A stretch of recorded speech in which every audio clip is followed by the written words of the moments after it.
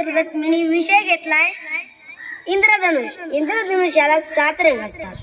पाऊस पडला आणि पाऊस बंद झाला की इंद्रधनुष्य उगवतो।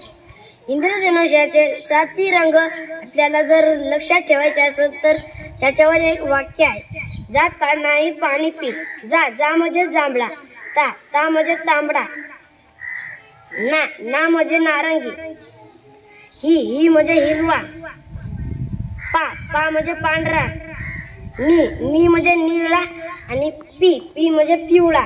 असे 7 रंग आपल्या लक्षात राहू शकतात या वाक्यामुळे। आणि आपण इंद्रधनुष्य आपल्याला खूप वरून दिसते आणि त्याचे 7 रंग दिसतात आपल्याला, आणि ते आपण 7 रंग मोजतो का? नाही, ते आपण मोजण्यापेक्षा त्याला मोजावे पाहिजे। आपण मोजत नाही आणि त्याला बघतो नुसतं। धन्यवाद।